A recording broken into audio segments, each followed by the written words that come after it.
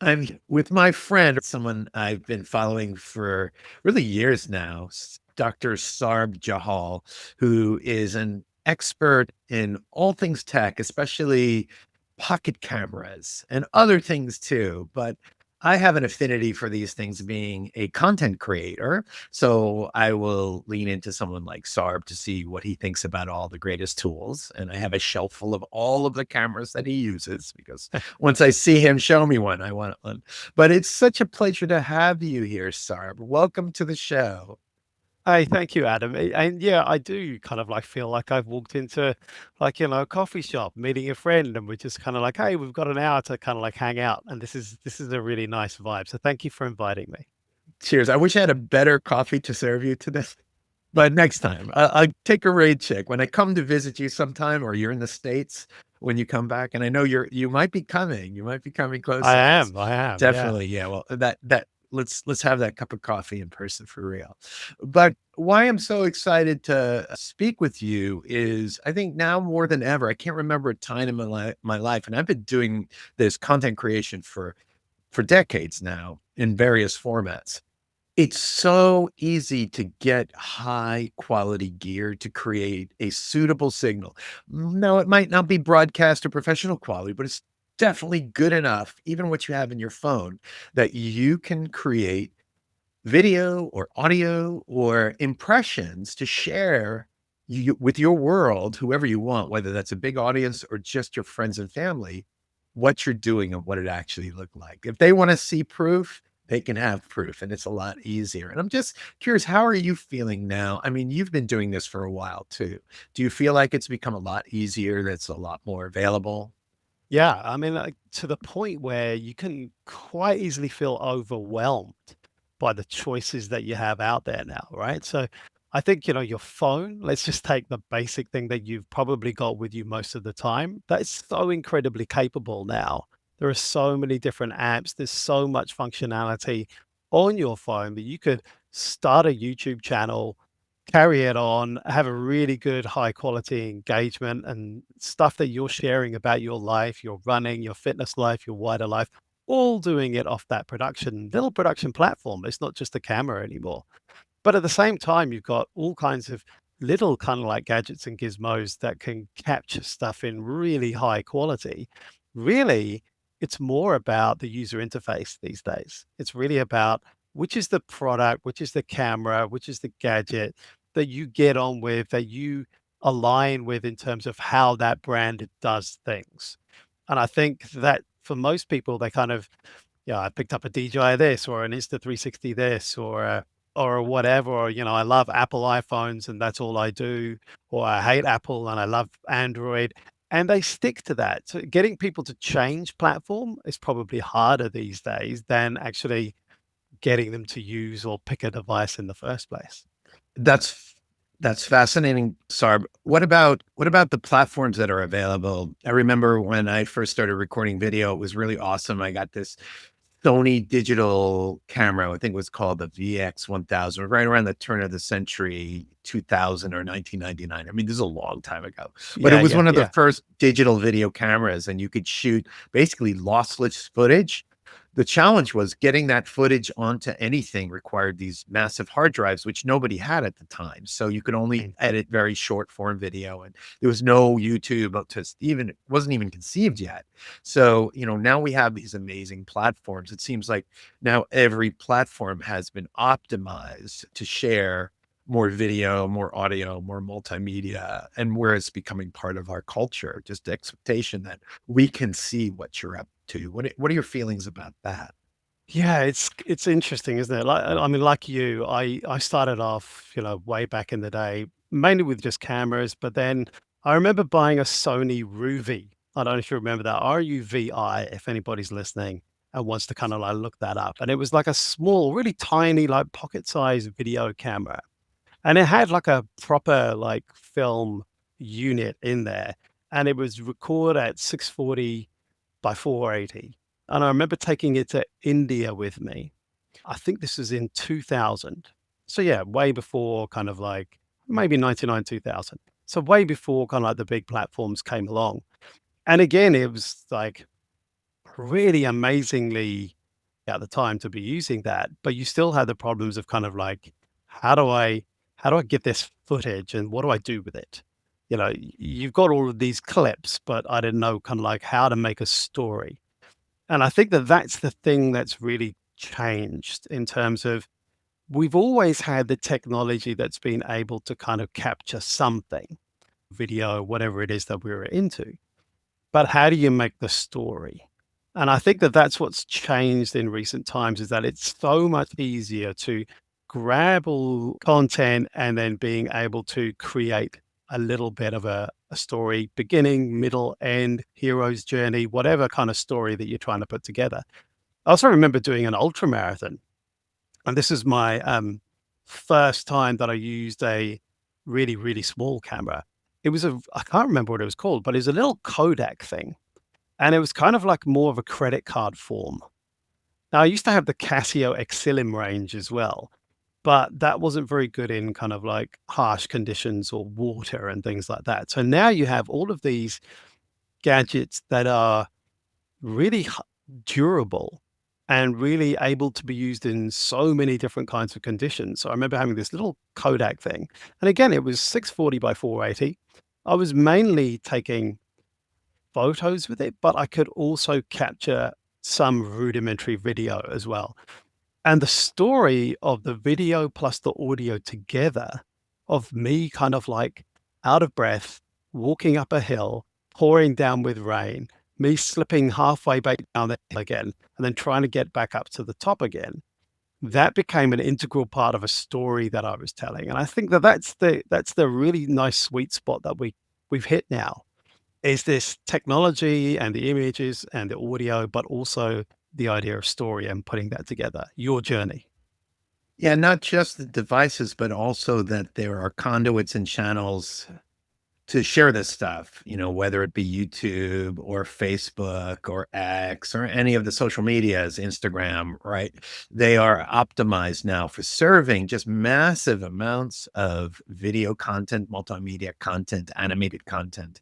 So people are very used to receiving that.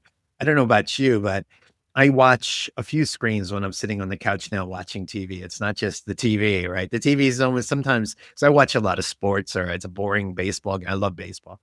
The game's on, watching the game, but I'm looking at my phone, looking at my laptop or my iPad, and I might have a video running, at the same time, in between, the changing sides or something like that. And the platforms are just optimized to grab your attention. And also that kind of breaks my heart a little bit because we spend so much time focusing our attention on these screens, display screens, and sometimes we miss the moment, which is, the sun setting on the mountain or the ocean or your friends just sitting around or your dog running around, like these small moments that are the things that are the most precious. Anyhow, we have dived so deeply into geeky tech talk and camera talk. I want to dial it back a bit and explain why I brought Sarb on, not just because he's such a wonderful guy and so knowledgeable about something I'm so into. You have a history with being a runner, right? You've achieved some running. You've gone through injuries. Health and fitness and wellness is kind of at the core of who you are. Can you give us a little history on your journey with running or getting back to reclaiming your fitness? Yeah, absolutely. So I started running pretty late in life. I didn't start running till I was about 40 years old. I used to hate running with a passion. I remember being made to do cross country at school when I was about 13, 14. I wasn't as bad as some of the kids who would hang around the back. This is in London, and they would get the bus to school. At the end, they were like, "No, I'm not going to do this anymore." They just got hopped on the bus instead. I wasn't that bad, but I was pretty far back towards the back. And we used to have to run past this that was baking, not that, sorry, a bakery that was making bread. And it just made me feel both hungry and made me just feel really uncomfortable with all the other stuff that was going on in my body. I just kind of felt like I wasn't built for it. But, life goes on. I was doing all kinds of other sports. My other passion is cricket. Used to play cricket a lot at school, used to play cricket a lot as well as I was going through my life. But I realized that I was doing a desk job. The weight was accumulating. And I figured I'm going to hit 40 soon. And I'm planning on having a family. In fact, I think first child was on the way. And I was thinking, I'm going to have to do something to make sure that I don't just kind of really balloon up and get really, really unhealthy. So I thought, what's the most time efficient way other than walking? What can I do that could be interesting and set myself a little bit of a challenge as well? And that's when I got into running. And I was preparing to move back to London at that point. I live in New Zealand now, and I went back to London for a few years.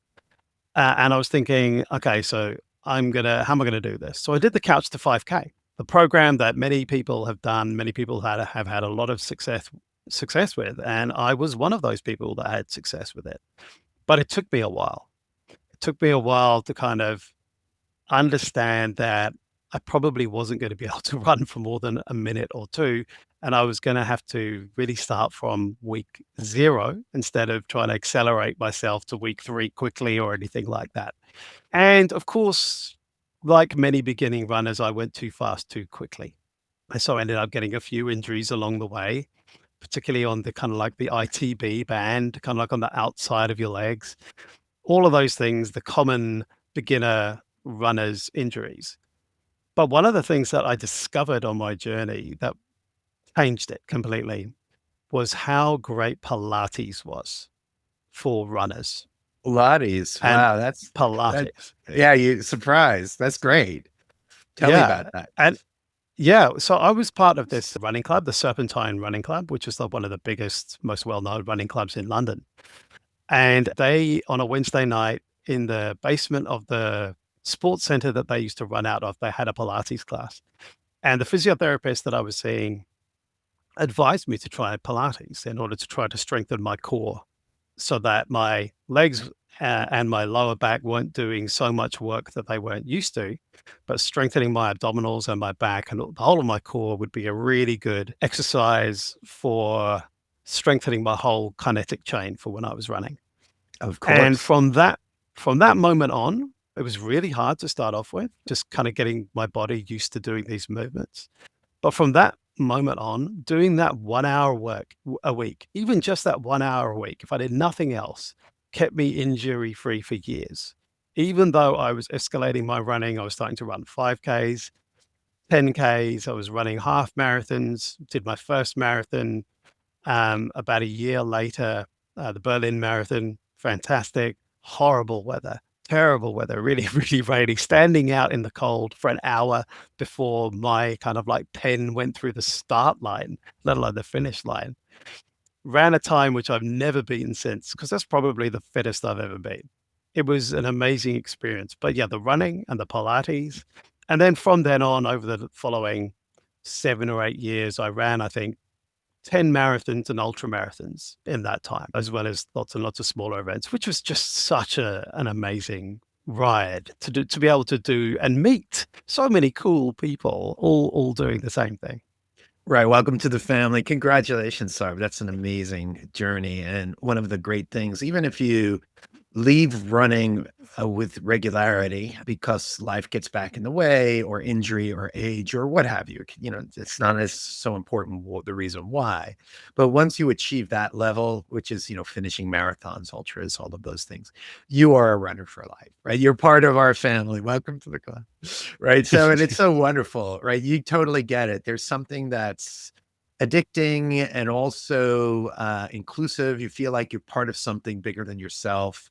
When you go to a race like Berlin, and I ran Chicago, these are the like world major races with, how many people were running that day, that miserable day in Berlin, even Oh, yeah. like It was well over 35,000. 30,000 people. Yeah, Yeah, yeah, yeah, it's right. well over 30,000 Yeah, people. It was that's the same incredible. thing Yeah. with Chicago, right? And I ran Marine Corps in DC, and it was about 25,000 people.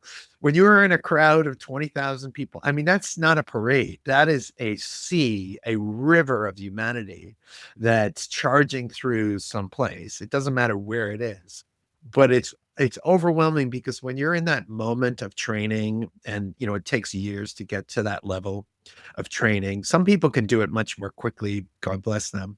But for me, it took a long time to get from 0 to 5K, and then from 5K to 10K and 10K to half. And then you swim around half, and I'm back at half now.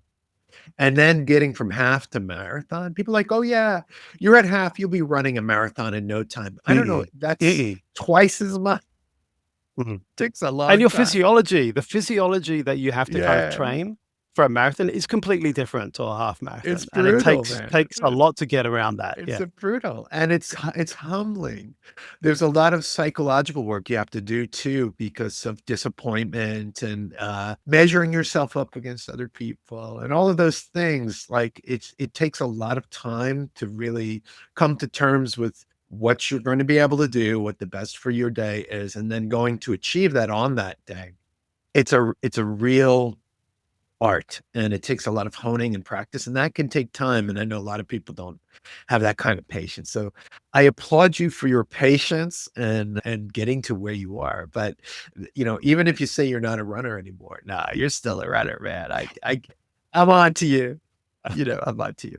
So tell us, I wanna get back to the tech part and the gadgets and the gizmos. When you were training all that time, were you using anything to track your runs? Like, maybe Mm. not even in cameras and, like that. Though in the early days when I was running, I would bring a digital camera with me and take snapshots and stuff like it because the phones weren't quite there yet. And then eventually the video cameras got small enough and I tried to bring them. But for the most part, I was doing podcasting. So audio recorders could get pretty small and I would Yeah. record my runs and then that was my podcasting in the very beginning. How about you? Even more so, even like tracking mileage and GPS. I remember the early days of Garmin and other ways of tracking the early Fitbits. Did you use those in your training? Oh, yeah, all the time. I'm a tech person, I'm a data person. I kind of wanted to understand progression. I wanted to make sure that if I was trying to follow a plan, that I was kind of trying to stick to it. And I became a convert very early on to heart rate based training. So Mhm. I was measuring my exertion through measuring my heart rate, and I was um, varying my training according to what my heart rate recovery was looking like. Um, so I was using Fitbits to start off with, and in those days, the Fitbits were the kind of stuff that you clip onto you. So the early Fitbit was just kind of like a little, kind of like a lozenge, kind of like size, which you would kind of like attach to your hip. And they're kind of meant mainly then for walking, I think, rather than kind of like long distance running, just because of the battery life on them. These were small little devices. So they were fine for me when I wasn't doing heart rate based training. I hadn't discovered that yet. I was just trying to get through the couch to 5K without falling over. But then when I don't know about you, Adam, but I hit this magical spot. I remember when I ran when I made it beyond 7 kilometers, which was around about maybe 45 minutes. I was running 50 minutes. Once I got there, it didn't feel like running anymore. It felt just like I was in the world. And I was able not to pay attention to kind of like what was going on in my body, but I was able to pay attention to all the beauty that was around me and all the people who I was with. And so when I got to that point, I kind of outgrew the Fitbit in terms of tech. And so I transitioned into did all the research, and the Garmin was the best fit for me then. Apple Watches didn't exist then. So the Garmin, I think got the 401, or anyway, it was kind of the basic one that had enough battery life and enough manipulation so that I could start programming intervals into my training. And so this thing would the beep, beep, beep of the Garmin became kind of like the rhythm of my life. It was telling me when my heart rate was going either too fast or too slow for what it was that I was trying to achieve in my training plan. And so, yeah, I would run. I'm not a runner who wears headphones much when I was running. I still try every now and again. I'll come to that later. But yeah, I enjoy not having stuff in my ears or in my head. Or if I do, I've got a very, very low volume and I've got, AirPods these days are so incredible. They've got that transparent noise cancellation mode as well. So you can hear everything that's going on around you.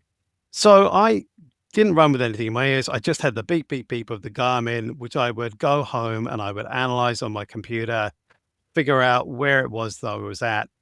But I also used other kind of like tech training methods. And I don't know about you, Adam, but would go every now and again and do a kind of like a treadmill test where they would put the mask on you and they would measure your levels to understand what was going on in your physiology. I even did one at a university once. I volunteered to do it because I was interested in the process and the data where they got a little blood sample from your earlobe as you were running and analyze that to get the Yeah, that's data. a lactate thresholds test Yeah. where they're watching for the moment that your blood shows the lactate level, and really interesting. And VO2 max. So if you're not a runner and you're listening to this podcast, understand that things like heart rate variability and VO2 testing really important. You'll be doing some cardio, maybe you're doing sprints, right? But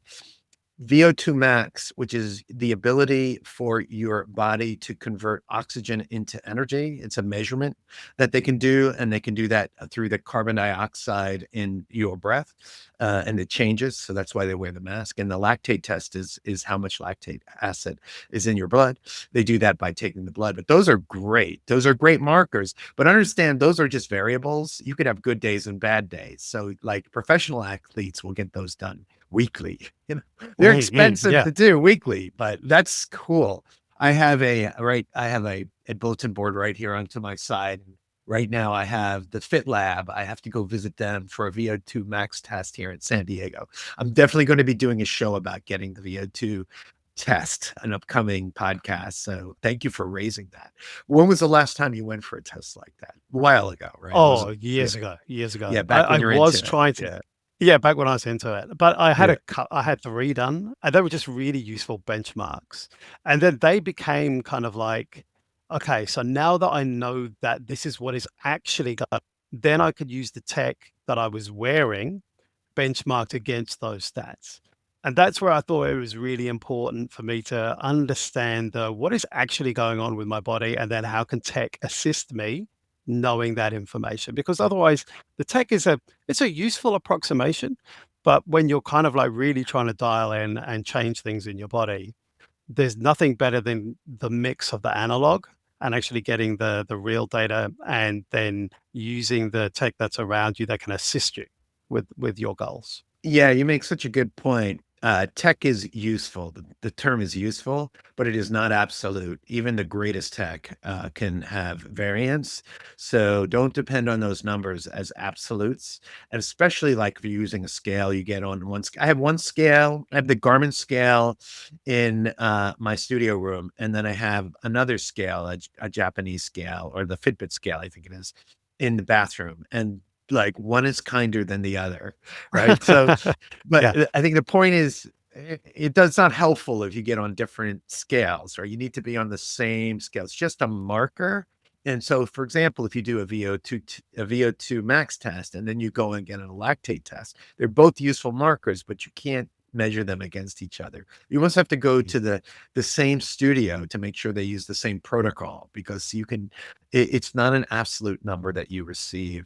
But here's why it's so important to do, especially the VO2 test, is that there's two measures that are very good predictors of longevity. One is VO2 max, that's been proven more so than BMI. BMI is important, but if you have a lot of muscles, you're going to have a high BMI. And so, it's not just measuring fat, it's mass, right? Mass can be healthy mass or unhealthy. So VO2 max, so your ability to convert oxygen into energy, that's the sign of longevity. People who have higher VO2 scores tend to live longer with a much higher quality of life, right? That's definitely one that you can measure. And the other one is heart rate variability. And heart rate variability, which a lot of people don't know, but a lot of the newer watches have ability to measure this. It's your heart rate's flexibility. As we get older, the heart gets smaller and more stiff, and you can combat that with vigorous exercise. Vigorous exercise will keep your heart pumping lots of blood, and even if you're in your 70s or 80s, by doing exercise, you're flexing and stretching your heart, and even a hard old heart can get soft and supple again. And there's been studies done recently where athletes in their 80s and 70s and 80s have shown to have heart strength after inactivity, getting regains that hearts that show markers more from someone in their 40s, half their age. It's amazing. And so that's heart rate variability, and that your heart can go from beating hard to beating soft, and they measure that. It's a really fascinating measurement. It's the microseconds between beats. There should be a variance. When the heart is under stress, it's like a really bad drummer that stays on point. Boom, boom, boom, boom, boom, boom. But when your heart is relaxed or has variability, it's like boom, boom, boom, boom, like a jazz drummer, like Mhm. who can Yeah. like swim with the tempo to be appropriate to the feel of the music. Whereas someone who's a newcomer will just be like boom, boom, boom, boom. And so that variability is super important because it shows that flexibility in that muscle and that the pump Mm, can change. Another one too with heart rate variability is how quickly you go from being stressed to being calm again. mm, So some folks will like spike up their hearts and then they can't catch their breaths, right? And they can't bring their heart rate down quick enough. And through breath and through good health and making good choices, your heart becomes more flexible so it can go really high and really low and it's no problem. Those are two markers for longevity. And I don't know about you, Sar, but I plan to be here for a while, right? There's places Oh, I yeah. wanna see, right? Like, I wanna live, a long time and have And a the high list gets quality of longer, life. doesn't it? Yeah, The list right. just gets longer all the time. Yeah. And it's not So it's just interesting. selfish, it's also for your family, for your kids. You wanna be there for them. You wanna witness all of these wonderful things. Right. Yeah, I'm an older dad. So yeah, Yeah. definitely, I'm a dad too. Yeah. A Right lot of the on. stuff that I'm doing now is about trying to keep myself healthy so that I'm still around and able to enjoy life with them at their pace as well as mine. Yeah, somebody's gotta pick up all those toys. It's not gonna be your kids. Yeah, it's not gonna be Gotta the bend Legos over. that are gonna kill Yeah, me. right. Yeah. Ah, man, it's so painful. You step on one of those Yeah. things. Oh, I love Legos. I love all that stuff. Awesome. Awesome. Thank you so much for spending some time with me, just geeking out. We don't have any agenda or order here, but I do have a question for you. Because you are such a successful YouTube creator, I love your channel. If you have any questions or you want to learn about some of the coolest gear that's out there, and especially Sarb is really good with travel gear and stuff that's pocketable, like you don't have to have this huge studio to use. It's stuff you can stick in your pocket and take with you, which is so great for someone who's involved with fitness or running or hiking or any of rucking.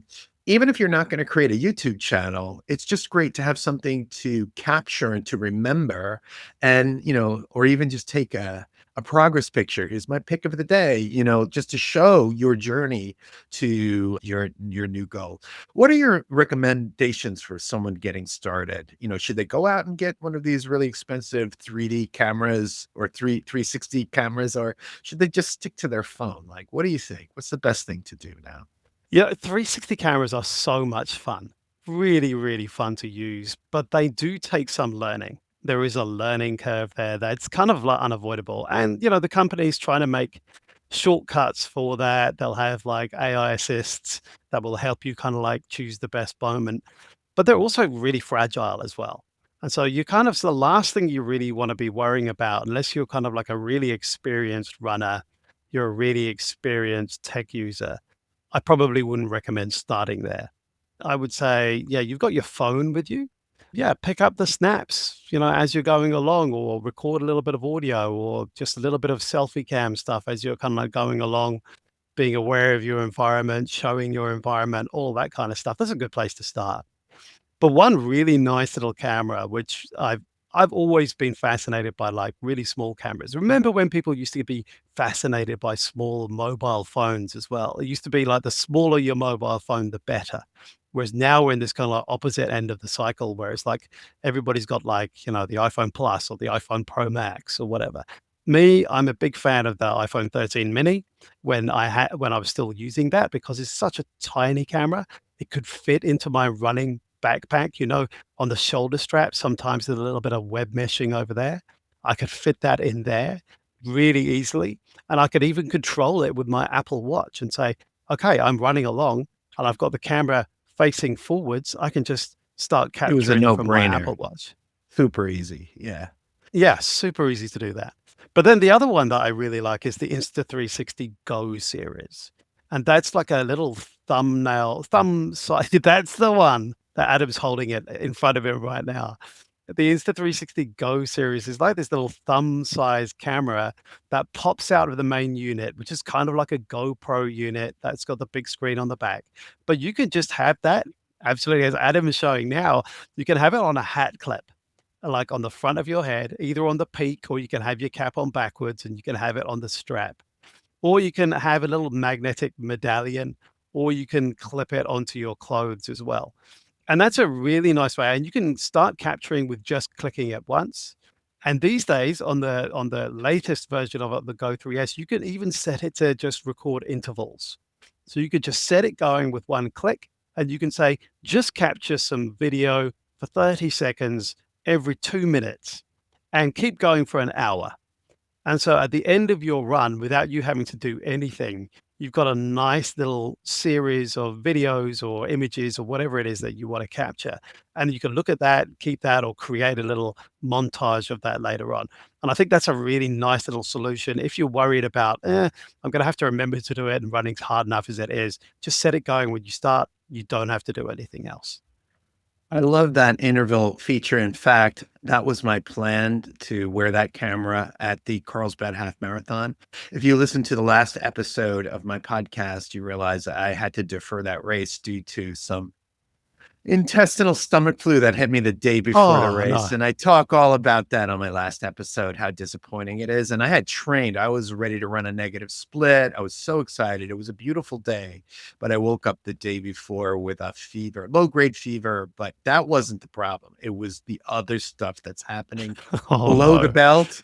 Like Yeah. I don't want to talk about it because it's not pretty, but it's stomach flu. It's not pretty. It's a flu. Yeah. So I had to say no, but I was going to use that feature because I want to raise a point here. Sarb, I love the idea that you focus on things that are easy to use and small and don't get in your way. Because remember why you're out there, especially if you're a runner or you're at an event. I brought the 360 camera to an event at Balboa Park here in San Diego with a long extending stick, and I had all the stuff, and it was the two lenses, and it was very fragile. And think I spent more time worrying about capturing footage than running the race. And the video was awesome. But when I think back, did I really enjoy the race? And what was I there to do? Was I there to run a race, or was I there just to make a video? And I kind of missed the point. I'm there to experience this thing as a runner and enjoy it. And I'm thinking anything like the Go 3, which is that tiny little camera that you can magnetically connect to yourself. And you don't even have to hit record. It just takes random bits and pieces that you can then sew together. I really like that idea because then I don't have to think about the video part. It's just recording. And if I get something great, if I don't, it doesn't matter because I'm there to run the race and be in the moment and enjoy the experience, even if it's a bad race, even if I have an injury or I don't perform like I like to, I can be in the moment with the other runners. And often I find as a content creator, it's like you have to balance whether or not you're going to focus on the film or you're going to focus on or the video or you're going to focus on the experience. I work in this field professionally, creating content professionally. And I don't talk about that on the podcast, but in my actual job, we do this. And we have a wall between the talent and the crew, right? There's a crew that creates the video or that writes the story or does all the work in the background. Mm. And then there's the person on the stage. And the Mhm. talent doesn't do any production. Whereas Mm. for us creators, we do it all. And so Yeah. do you ever find a struggle there when you're out enjoying a hike and you're trying to make a video? I've seen some of your videos where you're out testing like the Ace Pro and you're on a bike. And I know you're thinking about what would be good for the video, but also whoa, what would be good for this bike ride? Do you ever Oh come, boy, yep. you have hit upon something here for me. Absolutely right. I mean, I'm really what hit it home for me of what you just said there was the wall between your crew and your talent. And if you're a YouTube creator or any platform creator, that wall isn't there. If you're doing this as a one That's person right. show, you're doing everything and you're thinking about everything all at the same time. So for me, I'll give you that example of like so it's the Go 3S is the version. The Insta360 Go 3S is the version that can do the interval video. Okay. So think about that as your camera crew. Okay. You can be like, okay, that's my camera crew. They're just doing their thing. I don't have to think about it anymore. The nice thing about the Go 3S is that you can actually override it. You can be intentional and you can say, hey, talent's got something to say here right now. And you can take the camera, the Go 3S, out of its little clip, and then you can press record. You can do your thing, and then you can put it back in its clip, and it will carry on the Oh, intervals it goes as back. I if didn't nothing had realize happened. that. Yeah, Right. So it if you will carry wanted on. to So your record camera you crew's back on deck. Yeah, Right, right. So yeah, if you're yeah, running through like, halfway point or going into a water station and you want to record that yep, part, you can hit yep, record and it'll record that. yep, And then when you put it back yep. in, it'll go back to the interval. Oh, that's even. Yes. See, now I'm glad I didn't run the race. Like, because I'm running a race in April, the beach to bay, another half, and I'm going to do this, got to do it. So thank you, Sarb. Yeah, Great yeah. tip. But Yeah, great tip. absolutely. So when I'm like traveling or something like that, or if I'm in, like I remember my last trip to Japan, I was constantly struggling with like, what am I doing here? Am I creating content or am I trying to have a nice time?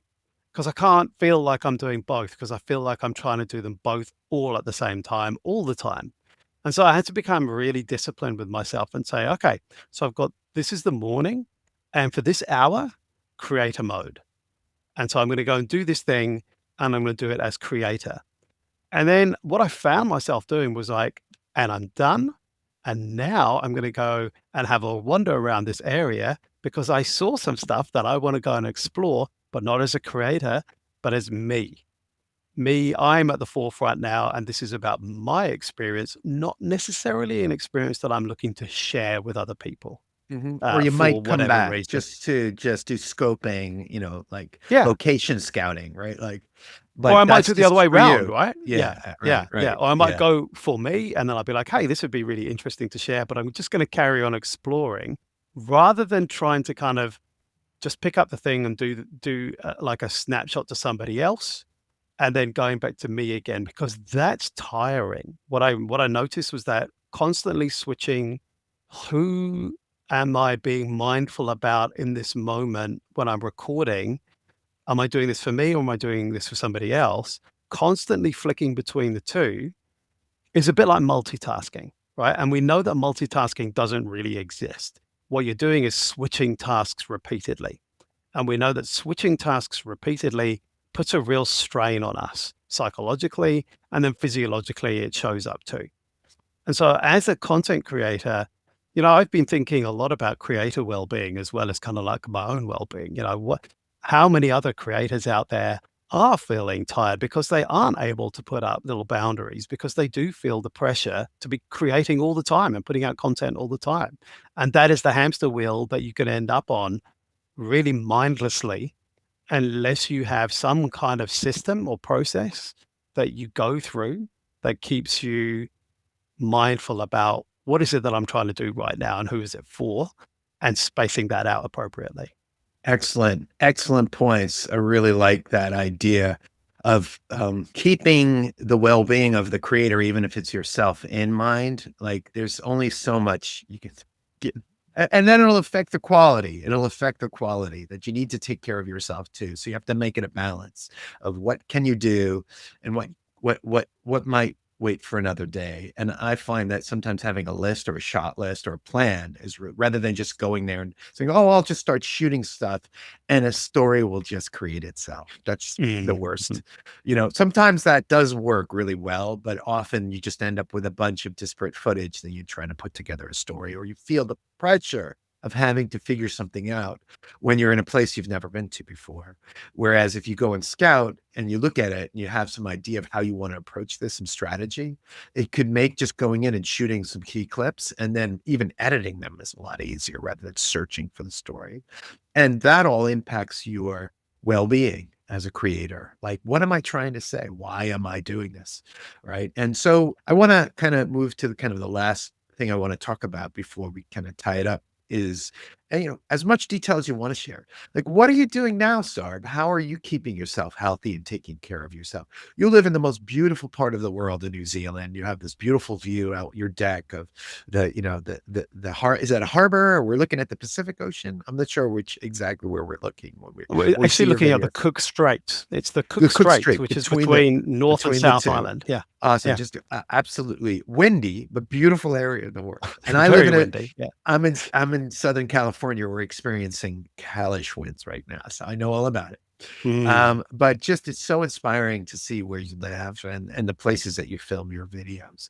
And I can imagine just by walking around, that's good enough. In a place like New Zealand, there's so many trails and you can stay pretty fit. But what are you doing? Are you doing any exercises or routines, or do you have any method to your madness of staying healthy and fitness? Because you look great, by the way. You really do.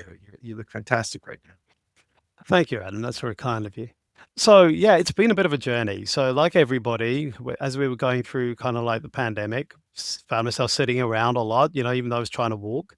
I actually put on a lot of weight during that time. I was also trying to get back to running, which I found out that for my own body was not a great idea.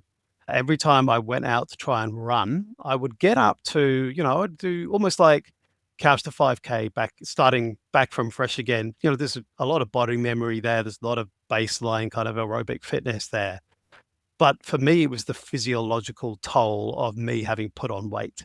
So I ended up kind of like busting my calves quite seriously, repeatedly, over and on. Get back to walking to start off with. And then at the same time, I'm going to have to try and figure out a way to lose this weight. And so I peaked, I think it was, I was looking at my medical records just last night because I was trying to figure out how heavy was I.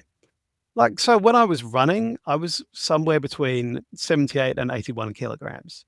I'd got up to 96 kilograms. And even the doctors were starting to say, hey, you kind of might want to look at that and think about how you're going to stop that. But I was finding it really difficult to do because, with young kids in the house, yeah, eating times are kind of like all messed up. They're not at the time that I would like to eat. And that was having an impact upon how hungry I was at night. And I'd end up eating more than I wanted to because I literally couldn't sleep. And so, really thinking quite carefully and being intentional about not just what I was eating, but when I was eating, and putting that in place since about September last year. So, this has been about 4 or 5 months now. I've come down from about 94, 95 kilograms down to about 82. And so I'm a lot Congratulations. happier. Thank you. Thank you. And that's Yeah, it's good to really hear. not doing anything more drastic than thinking about really upping my protein, which as we get older becomes more important because as we hit sort of like even from our 30s, but definitely accelerates and through our 50s and 60s, we have this unavoidable physiological phenomenon called sarcopenia, which is like when you start losing muscle mass. And so, really making sure that you're having enough protein in your diet, because not only are you losing muscle mass, as your body ages, physiologically, you become less efficient at processing protein. So, you need to Exactly. eat Thank you for more saying that. Yes. protein. Yeah, you need to eat more protein than you would have done perhaps when you were younger. And so really thinking about getting good quality protein sources. And then I was lowering my carbs, my carbohydrate intake, but not to the point where I was trying to become a ketogenic diet. I wasn't trying to enter into ketosis. I was just trying to make sure that it was staying low, but enough for me to create all the good stuff like serotonin, which is a hormone, a neurotransmitter in our body that we need, particularly when we're going to bed. It helps us to go to sleep, as well as kind of like helping to regulate our mood and things like that. So, really making sure that I was timing my nutrition for when my body most needed it, being mindful about that, and then just trying to also lower my volumes. Because one of the interesting things is that as you lose body weight, you need fewer calories in order for your bodily functions to kind of like carry on as normal.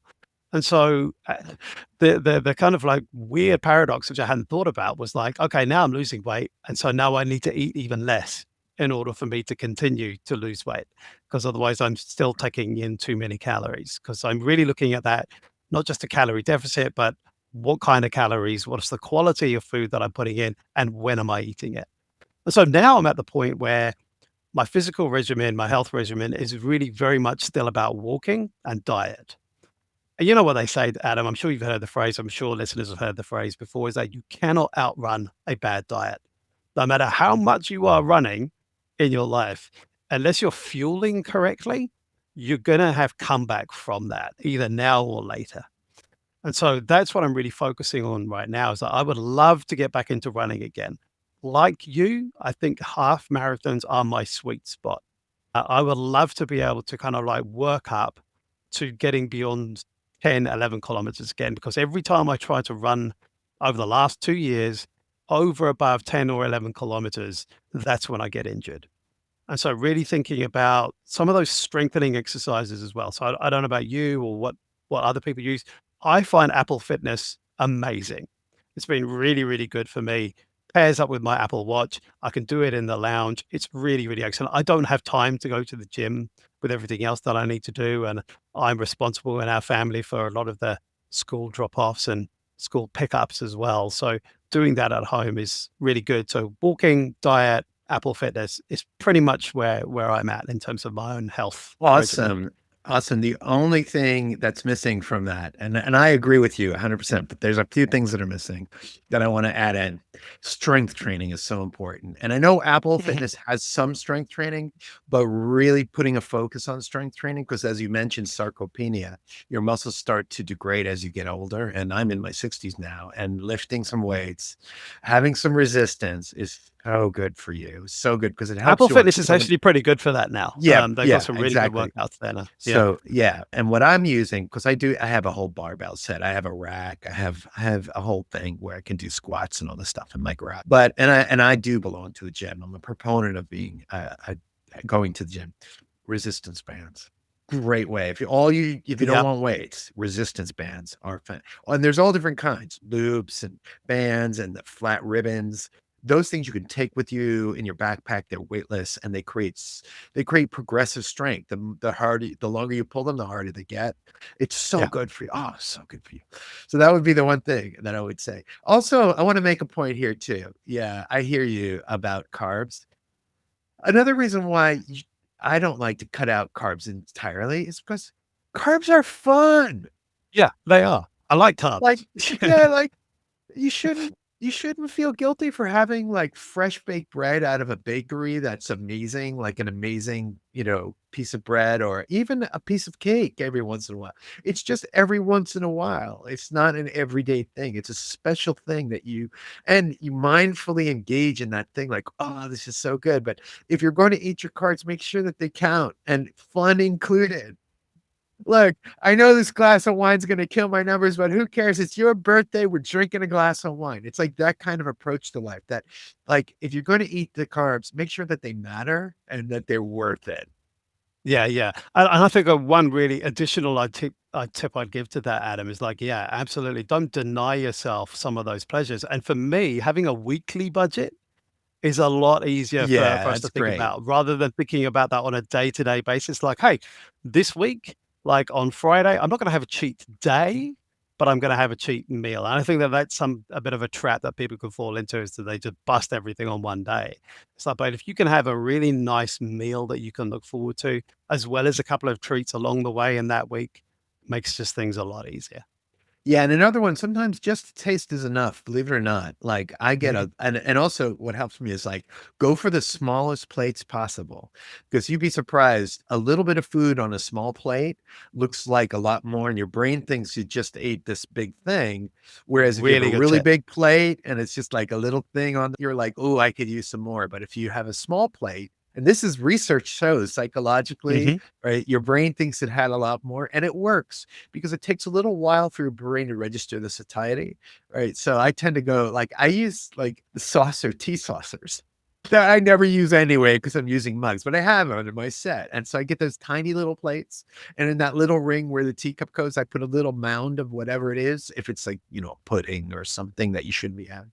And I don't do it too often. But even just having that little teeny scoop, the tiny scoop, the mini scoop, not the big like ice cream scoop, the tiny scoop of that thing to get a little bit of a taste then you appreciate every mouthful, and you can taste it, at least be part of it, but not it doesn't become part of you, so to speak. So Adam, next time you go to an all-you-can-eat buffet kind of like place, just notice the size of the plates because I bet you Oh that my they won't be goodness. big ones. They won't be big ones.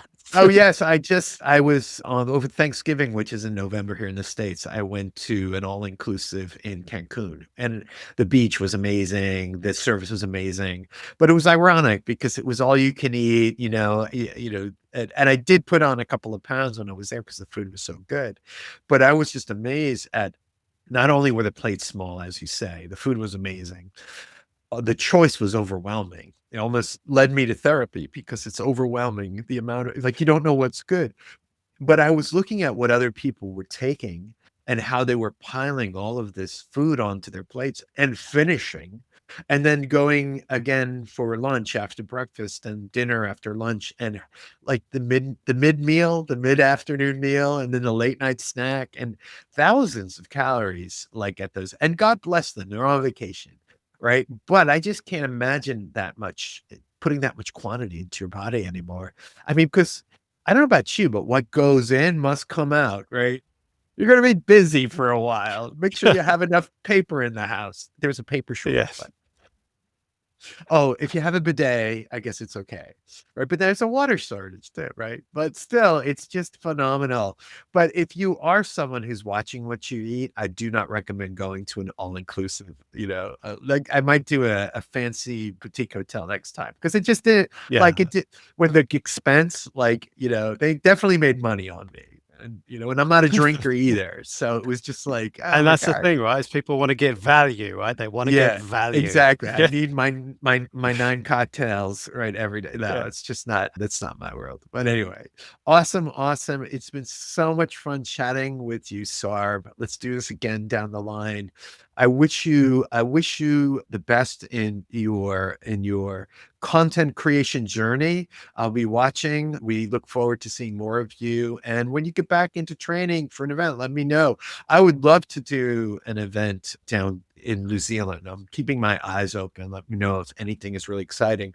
And right now, I have a ticket to go run the Hoka Half in Sydney in May.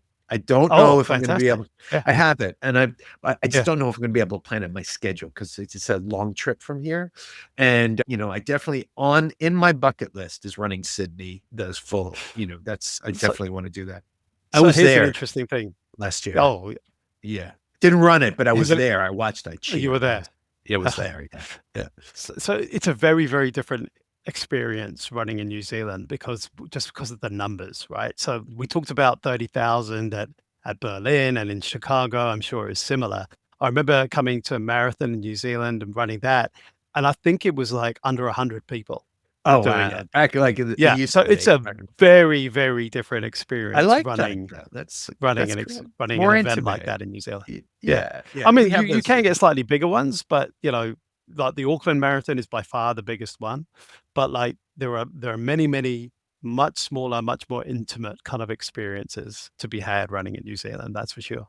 Absolutely. Yeah. No, it'll probably be Sydney. I love Sydney as a city too. I've been there many times. It's a fantastic place to run. It's just so many landmarks, in Sydney proper downtown, but there's also beautiful areas around it as well. I was in the fall. I also went to Gold Coast for the first time and I Oh, ran, yeah. no, it was actually the second time, but it was the first time running and I ran the Gold Coast and what a place that is to run. It is. We're So going as it's a family to visit other family there in July this year, so, yeah, we're Oh, looking forward God to going. bless. It Yeah. is really nice there. I didn't realize it's so much like Florida here in the United States, but in a good way, all the best parts. I mean, and it is, it's touristy, it is beach town. It's not culture, it's definitely that kind of thing. But for runners, it is Yeah, flat, flat, flat. And that it ocean, is. that beach, and I've been all over the world. That's the greatest beach. But you have to run early, right? Because it gets Yeah. hot. Yeah, you have Yes. to go So early in the morning. Yeah. I was doing huge conference there, so I had to be on call, right, and ready to go by 7:30. So I was getting up at 4:30 to get Right, out yeah, to the beach by 5 to run for an hour. And then 6, I could take my shower and be there by 7:30 at the convention center in the Gold Coast, yeah. for a whole week. Every day I went out. And I was amazed. I was getting there like 4:45, 5 o'clock in the morning to run on that trail. People everywhere running. Yeah, Everyone that's the gets up early lifestyle. there. Yeah, Yeah, yeah. and it's 8:30 at night, everyone goes to bed. Bars start Mhm. shutting down, like, it's not late night, it's early No, morning, everything, yeah. yeah, No, people incredible. value the outdoor lifestyle, and that is the time when you can do it. Yeah, and when you travel, like, I live in San Diego, so traveling to Australia is such enough of a time zone change, like, people's like, "Oh, Yeah, how did you get up at 4:30 in the morning?" Well, when you're traveling halfway around the world, you just pick, "Okay, what's gonna be my wake-up time for the next week?" And I just decided to get up then.